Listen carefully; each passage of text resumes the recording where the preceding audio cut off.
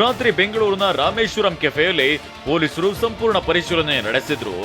SOCO ತಂಡ ಅಂದ್ರೆ scene of crime officers ತಂಡ ಹೋಟೆಲ್ ಒಳಭಾಗದಲ್ಲಿ ಪರಿಶೀಲನೆ ನಡೆಸಿದ್ದು, ಸ್ಫೋಟದಿಂದ ಛಿದ್ರವಾದ ವಸ್ತುಗಳ ಅತ್ಯಂತ ಸೂಕ್ಷ್ಮವಾಗಿ ಪರಿಶೀಲನೆ ನಡೆಸಿದ್ರು.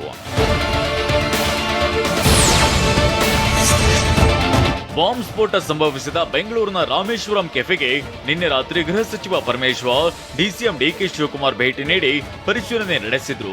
ಈ ವೇಳೆ ಮಾತನಾಡಿದ ಅವರು, ಸಿಸಿಬಿ ಪೊಲೀಸರು ತಮ್ಮದೇ ಶೈಲಿಯಲ್ಲಿ ತನಿಖೆ ನಡೆಸುತ್ತಿದ್ದಾರೆ. ಈಗಾಗಲೇ ಓರ್ವ ವ್ಯಕ್ತಿಯ ಗುರುತು ಪತ್ತೆ ಹಚ್ಚಲಾಗಿದೆ.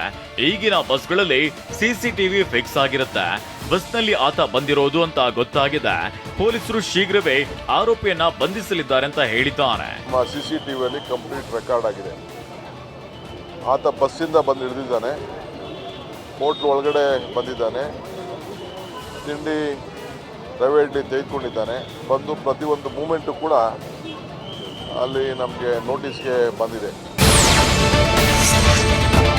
ರಾಮೇಶ್ವರಂ ಕೆಫೆಯಲ್ಲಿ ಪರಿಶೀಲನೆ ಬಳಿಕ ಗೃಹ ಸಚಿವ ಡಿ ಪರಮೇಶ್ವರ್ ಗಾಯಾಳುಗಳು ಚಿಕಿತ್ಸೆ ಪಡೆಯುತ್ತಿರುವ ಬ್ರೂಕ್ಫೀಲ್ಡ್ ಆಸ್ಪತ್ರೆಗೂ ಭೇಟಿ ನೀಡಿ ಆರೋಗ್ಯವನ್ನ ವಿಚಾರಿಸಿದ್ರು. ಬಳಿಕ ಮಾತನಾಡಿದ ಅವರು, ಮೂವರಿಗೆ ಕಿವಿಗೆ ಸ್ವಲ್ಪ ಪ್ರಮಾಣದಲ್ಲಿ ಹಾನಿಯಾಗಿದೆ.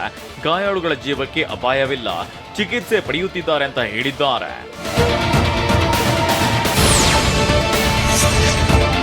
ರವೆ ಇಡ್ಲಿ ತಿಂದು ಆರೋಪಿ ಬಾಂಬ್ ಇಟ್ಟು ಹೋಗಿದ್ದಾನೆ. ಮ್ಯಾಗಿಟ್ಟು 1 ಗಂಟೆಯ ನಂತರ ಬ್ಲಾಸ್ಟ್ ಆಗಿದೆ. ಎಲ್ಲವೂ ಸಿಸಿಟಿವಿ ಕ್ಯಾಮೆರಾದಲ್ಲಿ ಸೆರೆಯಾಗಿದೆ ಅಂತ ಡಿಸಿಎಂ ಡಿಕೆ ಶಿವಕುಮಾರ್ ಹೇಳಿದ್ದಾರೆ.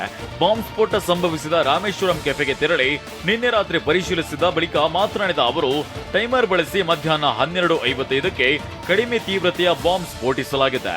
ಸ್ಫೋಟದಲ್ಲಿ ಗ್ರಾಹಕರು, ಸಿಬ್ಬಂದಿ ಸೇರಿದಂತೆ 10 ಜನ ಗಾಯಗೊಂಡಿದ್ದಾರೆ. ಆದರೆ ಯಾರ ಜೀವಕ್ಕೆ ಅಪಾಯವಿಲ್ಲ ಅಂತೇಳಿದ್ದಾರೆ. ಆರೋಪಿ ಪತ್ತೆಗಾಗಿ 8 ಅಧಿಕಾರಿಗಳ ವಿಶೇಷ ತಂಡ ರಚನೆ ಮಾಡಲಾಗಿದೆ. ಪೊಲೀಸ್ ಇಲಾಖೆಯ ವಿವಿಧ ತಂಡಗಳು ತನಿಖೆ ನಡೆಸುತ್ತಿವೆ. ಆರೋಪಿ ಯಾರೆಂದು ಆಲ್ಮೋಸ್ಟ್ ಗೊತ್ತಾಗಿದೆ. ಶೀಘ್ರವೇ ಆತನ ಬಂಧನ ಮಾಡಲಾಗುತ್ತೆ ಅಂತ ಡಿಸಿಎಂ ಡಿಕೆ ಶಿವಕುಮಾರ್ ಹೇಳಿದ್ದಾರೆ. ಬೆಂಗಳೂರು ಸುರಕ್ಷಿತವಾಗಿದೆ, ಜನರು ಆತಂಕ ಪಡುವುದು ಬೇಡ ಅಂತ ಡಿಕೆಶಿ ಹೇಳಿದ್ದಾರೆ.